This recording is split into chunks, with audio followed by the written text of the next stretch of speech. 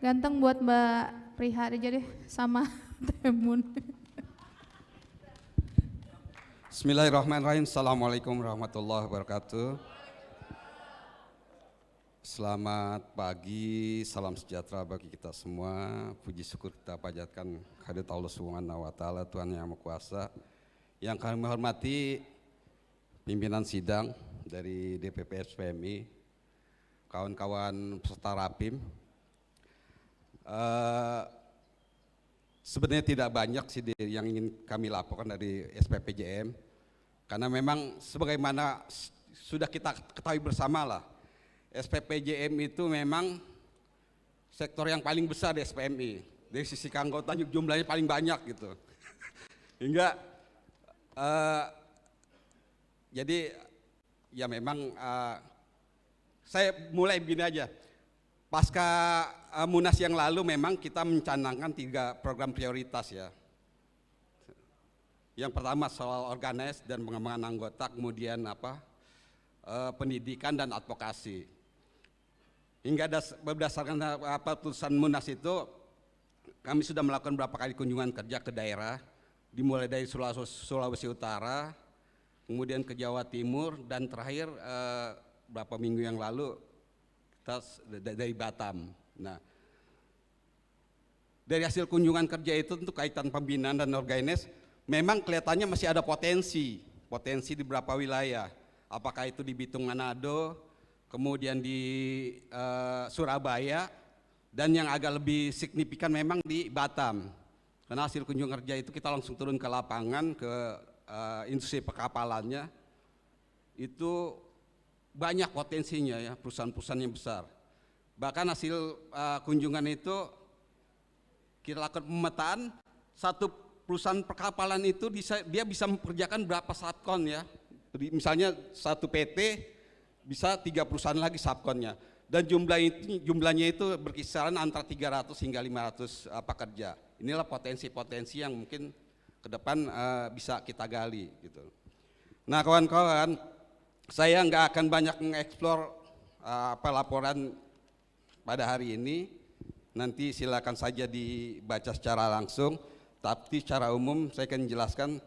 Yang pertama dari sisi jumlah anggota kita, ya kita lihat di sini. Jadi hingga 2022 ini jumlah anggota di SPPJM itu ada 2.260 ya. Kemudian PKB-nya sendiri yang terbentuk itu baru ada 3 PKB, yang masih in progress ada 2, jadi masih dalam proses masih ada 2 PKB lagi.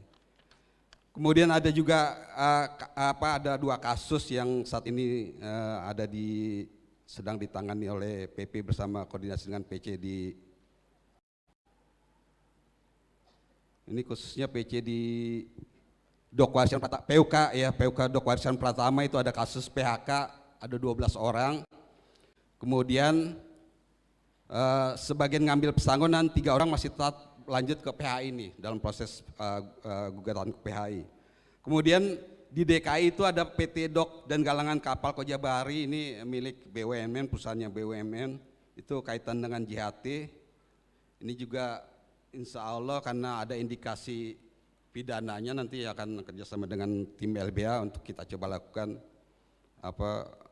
buka LP di kepolisian. Kemudian kawan-kawan sekalian, dari kalau secara jumlah misal jumlah di provinsi, yaitu ada sekitar 11 provinsi, kemudian jumlah di kabupaten kota itu ada 13, sedang PC-nya sendiri yang terbentuk baru 3. Dengan jumlah PUK totalnya 39 PUK. Inilah kira-kira gambaran secara umum SPPJM. Sekali lagi karena memang ini saudara kandung yang paling terbelakang gitu, maka sekali lagi prioritas ke depan kita tetap mencanangkan organize dan pengembangan anggota ya. Terutama di 3 daerah yang kita sebutkan tadi, di Sulawesi Utara, kemudian di Surabaya, dan di Batam.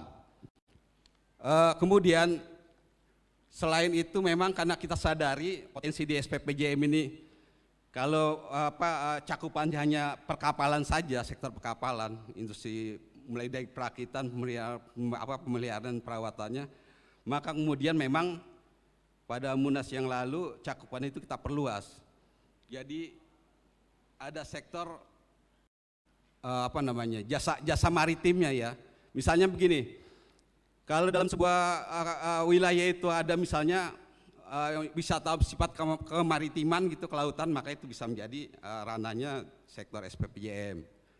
Kemudian misalnya ada budidaya rumput laut ya, dari rumput laut itu bisa masuk sektor kita. Bongkar muat termasuk ya, bongkar muat, kemudian ASDP dan sebagainya itu bisa masuk sektor kita. Prinsipnya gini, sepanjang misalnya misalnya rumput laut, sepanjang masih dalam proses belum diolah gitu, maka masih masuk bisa sektornya SPPJM. Tapi kalau dia udah misalnya udah bentuk kemasan jadi kosmetik, ya saya nggak mau nanti itu ranahnya SPAI. Karena yang ada aja beberapa PUK kita udah serahkan kepada SPAI itu yang tadinya dulu dalam pembinaan SPPJM. Jadi prinsipnya khususnya saya ngajak kawan-kawan PC yang hadir pada hari ini juga, yuk kita sama-sama ke depan, kita kembangkan. Karena sekali lagi saya sendiri memang bukan asli dari sektor perkapalan. Karena dari saya orang AMK yang di-outsource ke SPPJM. Meneruskan programnya Mbak Rani. Saya pikir itu gambaran secara umum. Ya mudah-mudahan sekali lagi ke depan kita bisa lebih berkembang menjadi saudara kandung yang nanti jadi ikut besar bersama-sama. Terima kasih, kurang lebihnya mohon maaf. Billahi taufiq wal hidayah. Assalamualaikum warahmatullahi wabarakatuh.